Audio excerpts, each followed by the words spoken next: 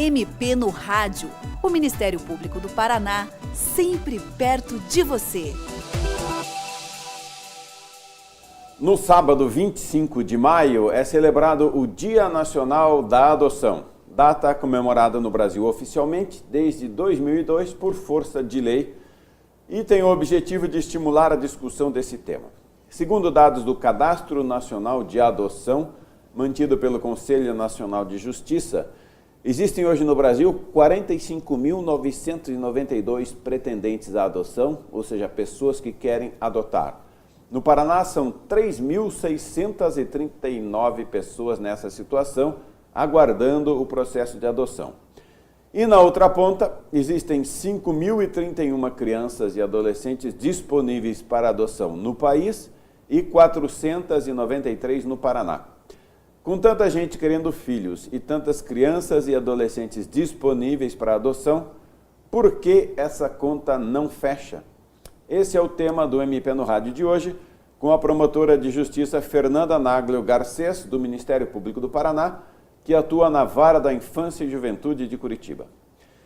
Doutora Fernanda, essa é uma discussão que muitas vezes volta à pauta quando a gente fala de adoção. Por que tem tanta gente disposta a adotar, muito mais do que crianças à espera da adoção, mas essa fila aí nunca se acerta?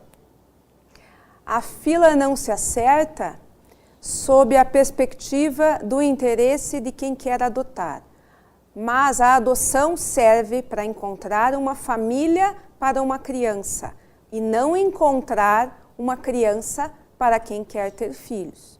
Como a imensa maioria das pessoas que se cadastram para a adoção querem apenas bebês do sexo feminino, de pele branca e saudáveis, e essa quantidade de crianças é muito pequena, eles acabam tendo que esperar, porque essas crianças tão pequenas são a menor quantidade que nós temos. A imensa maioria das crianças e adolescentes que precisam de uma família, estão prontas para a adoção, têm mais de 7 anos de idade, ou têm problemas de saúde, ou são crianças negras, e que aguardam até hoje uma adoção.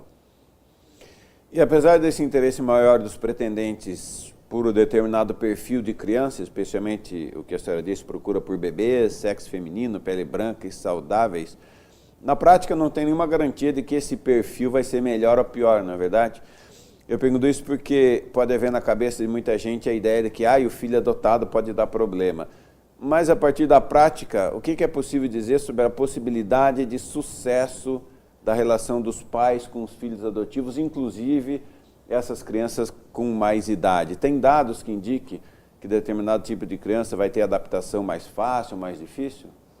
Não, isso são apenas mitos, porque o sucesso e a felicidade numa relação materno-filial, paterno-filial, leva em consideração vários fatores, como na filiação biológica. O grande fator que move isso é o verdadeiro amor. É o lugar que aquela criança vai ter dentro do coração e da mente da pessoa que vai adotá-la. Que lugar essa criança vai ter e que lugar ela terá e como será a construção desse amor. Assim como com qualquer filho biológico, as possibilidades de quaisquer entraves, dificuldades no relacionamento sempre existirão. Agora, esse medo, esse fantasma da origem biológica da criança e do adolescente, ela serve muitas vezes para mascarar a própria insegurança das pessoas que pretendem adotar. Por isso que desde 2009, uma das exigências para a adoção é um curso de preparação jurídica e de preparação biopsicossocial, em que todos os aspectos são discutidos para que a pessoa que quer adotar tenha um tempo dessa reflexão a respeito de todas essas nuances para desmistificar a adoção, que busca encontrar uma família para uma criança. Pois é, a doutora falou nos mitos, né? Essa questão é cercada por vários mitos, essas ideias difundidas como verdadeiras, mas que na realidade não são assim. no seu dia a dia de trabalho, o que é que a senhora vê assim como ideias falsas que muitas pessoas têm a respeito da adoção e que seria importante esclarecer esses mitos de que a senhora falou? A senhora poderia citar alguns desses mitos que têm que ser desconstruídos? O principal mito é o medo do uso de drogas ou de álcool pelos pais biológicos, pela mãe biológica da criança. Cientificamente, a possibilidade de influência disso no desenvolvimento da criança, do adolescente, ela é muito pequena, se considerar todos os fatores ambientais, se considerar como essa criança, esse adolescente vai ser criado.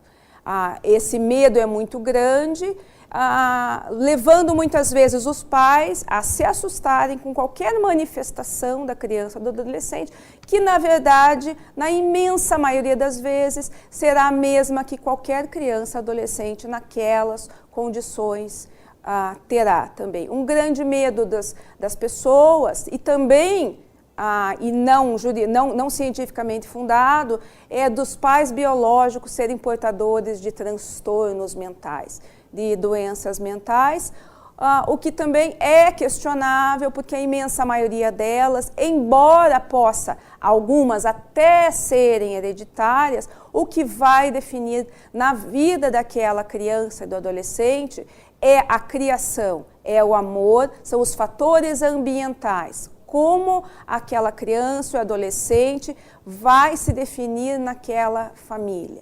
Nós temos inúmeros casos de adoções tardias, de crianças e adolescentes com 7, 9, 10, 15 anos de idade, cujos pais tiveram histórico de uso abusivo de álcool e drogas, que tiveram sofrimentos mentais com doenças supostamente graves e mesmo assim as crianças e adolescentes se adaptaram e são verdadeiros filhos com todas as alegrias e com todos os sofrimentos que os pais e os filhos têm, mas que são sempre superados pelo amor.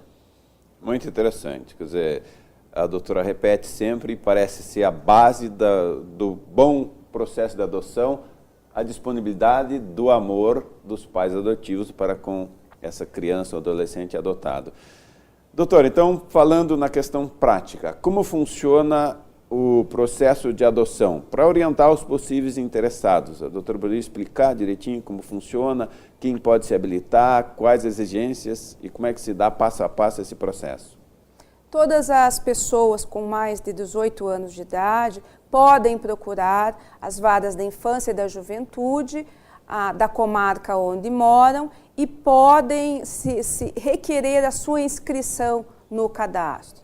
Essa pessoa vai ter que apresentar uma série de documentos, como comprovante de residência, um atestado sobre a sua saúde física e mental, vai ter que apresentar suas certidões dos seus antecedentes criminais, ou seja, uma forma de se mostrar quem é esta pessoa, qual é a sua condição de saúde e qual foi o seu passado. Uma forma de se analisar qual é a idoneidade e qual tipo de ambiente familiar essa pessoa pode oferecer.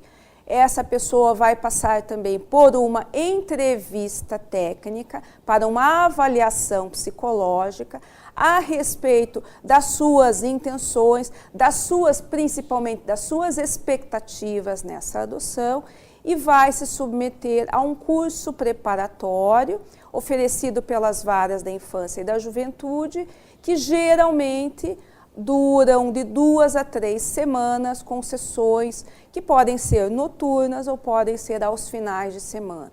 Esse curso é bastante interessante, bastante estimulante, as pessoas que se habilitam, buscam adotar, ficam bastante empolgadas pela desmistificação e muitas vezes conseguem abrir, à medida que o tempo passa, o seu coração para aquelas crianças e adolescentes que estão precisando de uma família.